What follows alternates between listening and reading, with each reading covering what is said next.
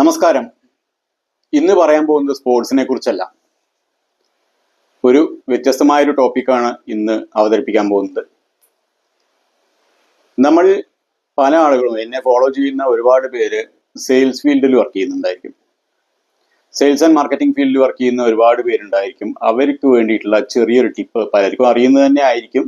എങ്കിൽ പോലും അവർക്കുള്ള ചെറിയൊരു മാനേജ്മെന്റ് ടിപ്പ് പറഞ്ഞുതരാം. നമ്മൾ ഒരു പ്രൊഡക്റ്റ് സെയിൽ ചെയ്യുമ്പോൾ അറിഞ്ഞിരിക്കേണ്ട 3 പോയിന്റ്സ് ഉണ്ട്. അതിൽ ആ ഒരു പർട്ടിക്കുലർ തിങ്, ഒരു പ്രൊഡക്റ്റിനെ കുറിച്ച് നമ്മൾ അറിഞ്ഞിരിക്കേണ്ട, അല്ലെങ്കിൽ മാർക്കറ്റിനെ കുറിച്ച് അറിഞ്ഞിരിക്കേണ്ട ഒരു 3 പോയിന്റ്സ് ഞാൻ പറഞ്ഞുതരാം.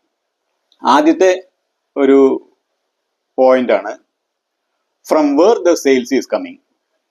അതായത് നമ്മുടെ കസ്റ്റമേഴ്സിന്റെ കയ്യിൽ നിന്ന് എവിടെ നിന്നാണ്, ഏത് ടൈപ്പ് കസ്റ്റമേഴ്സിൽ നിന്നാണ് സെയിൽ വരുന്നത്, നമുക്ക് സെയിൽ കിട്ടുന്നത് എന്നുള്ളത്. അത് ഒരു പക്ഷേ ഒരു പ്രത്യേക സെഗ്മെന്റിൽ നിന്നായിരിക്കാം. ഇപ്പോൾ ഫാർമയിലൊക്കെ ആണെങ്കിൽ ഇപ്പോൾ ഗൈനക്കോളജി സെഗ്മെന്റിൽ നിന്ന് വരുന്ന സെയിൽസ്, അല്ലെങ്കിൽ പീഡിയാട്രി സെഗ്മെന്റിൽ നിന്ന് വരുന്ന സെയിൽസ്, അങ്ങനെയൊക്കെ ഉണ്ടായിരിക്കാം. അല്ലെങ്കിൽ ഓങ്കോളജിയിൽ നിന്ന് വരുന്ന സെയിൽസ്. പിന്നെ പർട്ടിക്കുലർ മാർക്കറ്റിൽ നിന്ന് വരുന്ന സെയിൽസ്.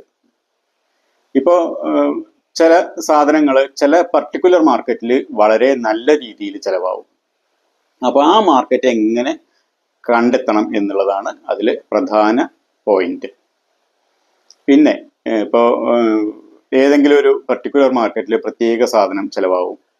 ഇപ്പോൾ ഫാർമയിലൊക്കെ വർക്ക് ചെയ്യുകയാണെങ്കിൽ ഒരു പ്രത്യേക മാർക്കറ്റിൽ ഇന്ന സ്ഥലത്ത്, ഇപ്പോൾ കോഴിക്കോടാണെങ്കിൽ കോഴിക്കോട് മാർക്കറ്റിൽ മാത്രമായിട്ട് സെയിലാവുന്ന എന്താ പറയുക ചില സാധനങ്ങൾ ഉണ്ടാവും. അതല്ലെങ്കിൽ മലപ്പുറം മാർക്കറ്റിൽ, അതല്ലെങ്കിൽ തൃശ്ശൂർ മാർക്കറ്റിൽ എന്നൊക്കെ പറയുന്നത്. പിന്നെ വേറൊന്ന്, മൂന്നാമത്തത് ഏത് ടൈപ്പ് കസ്റ്റമേഴ്സിൽ നിന്നാണ് അത് വരുന്നത് എന്നുള്ളത്. അതാണ് from where the sale is coming എന്ന് പറയുന്നത്. അത് കഴിഞ്ഞാൽ പിന്നെ രണ്ടാമത് നമ്മൾ മനസ്സിലാക്കേണ്ടത് how the sale is coming എന്നുള്ളതാണ്. അതായത് ഒരു പ്രത്യേക സെയിൽ, ഒരു പ്രത്യേക ബ്രാൻഡിന്റെയോ അല്ലെങ്കിൽ ഒരു പ്രത്യേക ഒരു ബാസ്ക്കറ്റ് ഓഫ് ബ്രാൻഡ്സിന്റെയോ ഒരു സെയിൽ എങ്ങനെയാണ് വരുന്നത് എന്നുള്ളത്.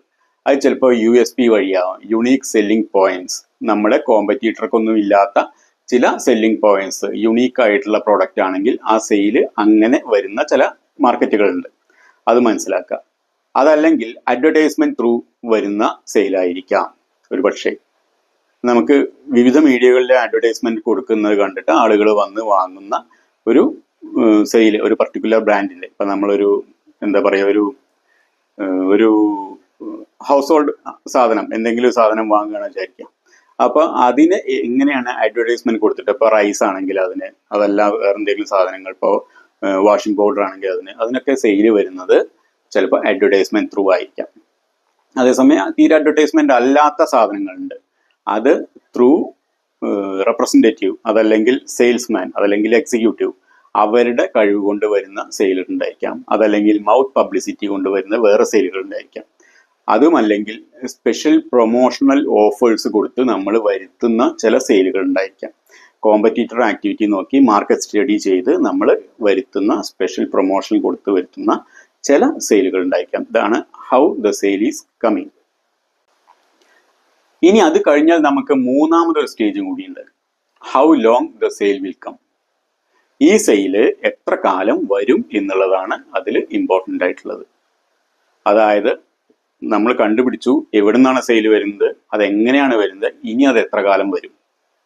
അപ്പോൾ ഇനി എത്ര കാലം വരും എന്ന് പ്ലാൻ ചെയ്ത് കഴിഞ്ഞാൽ നമുക്ക് അടുത്ത സ്ട്രാറ്റജി പ്ലാൻ ചെയ്യാൻ പറ്റുള്ളൂ.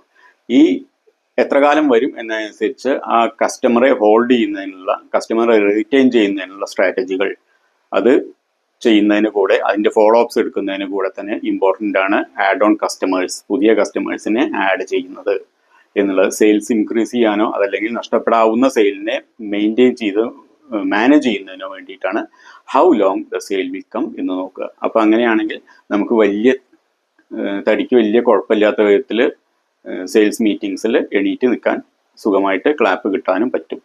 സോ വളരെ രസകരമായ ഒരുപാട് മാനേജ്മെന്റ് ടിപ്സ് ഉണ്ട്. അപ്പോൾ അതുമായിട്ട് വീണ്ടും വരാം, അടുത്ത തവണ വീണ്ടും വരാം. Thank you.